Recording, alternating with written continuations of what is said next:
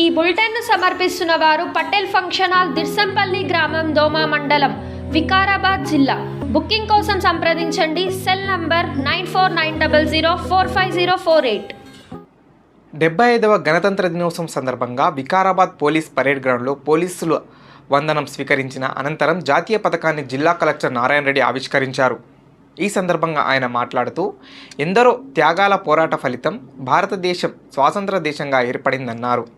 గణతంత్ర దినోత్సవం వేడుకల్లో భాగంగా పూడూర్ ఆదర్శ పాఠశాల, వికారాబాద్ ప్రభుత్వ బాలికల ఉన్నత పాఠశాల, జిల్లా పరిషత్ ఉన్నత పాఠశాల, సంగం లక్ష్మీబాయి, కొత్తగడి రెసిడెన్షియల్ పాఠశాల విద్యార్థులు ప్రదర్శించిన సాంస్కృతిక కార్యక్రమాలలో ఎంతగానో ఆకట్టుకున్నాయి.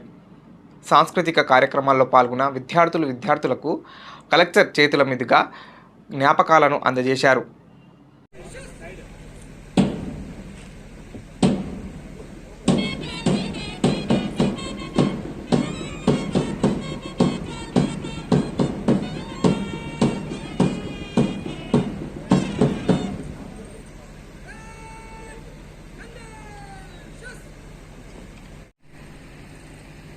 సాయుధ దళాల కలెక్టర్ గారి ద్వారా ఎస్పీ గారి ద్వారా స్వీకరించినటువంటి ప్లాటూన్ కమాండర్ గారు, పరేడ్ కమాండర్ వెళ్తూ ఉన్నారు.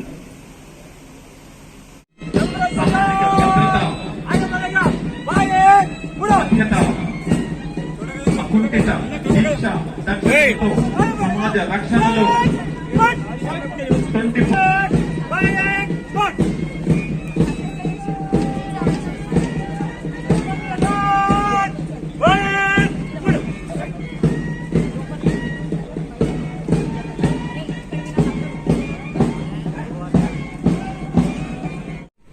5వ గణతంత్ర దినోత్సవం సందర్భంగా విచ్చేసిన స్వాతంత్ర సమరయోధులకు, తెలంగాణ అమరవీరుల కుటుంబ సభ్యులకు, తెలంగాణ ఉద్యమకారులకు, ప్రజాప్రతినిధులకు, జిల్లా అధికారులకు, విద్యార్థులకు, మీడియా ప్రతినిధులకు మరియు జిల్లా ప్రజలందరికీ నా హృదయపూర్వక శుభాకాంక్షలు.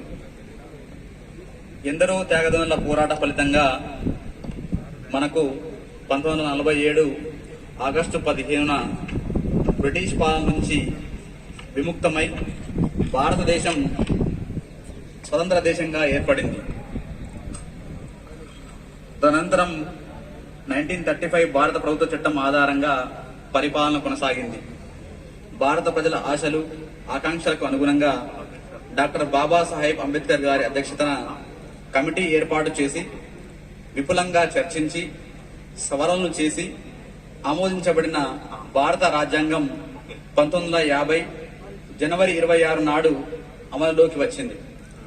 భారతదేశం సర్వసత్తాక, సామ్యవాద, లౌకిక, ప్రజాస్వామ్య, గణతంత్ర రాజ్యంగా అవతరించింది. ఈ రోజు నుండి భారత ప్రజలు సంపూర్ణ స్వేచ్ఛను, సమానత్వాన్ని, లౌకికత్వాన్ని, న్యాయాన్ని హక్కుగా పొందుటకు వీలు కల్పించబడినది.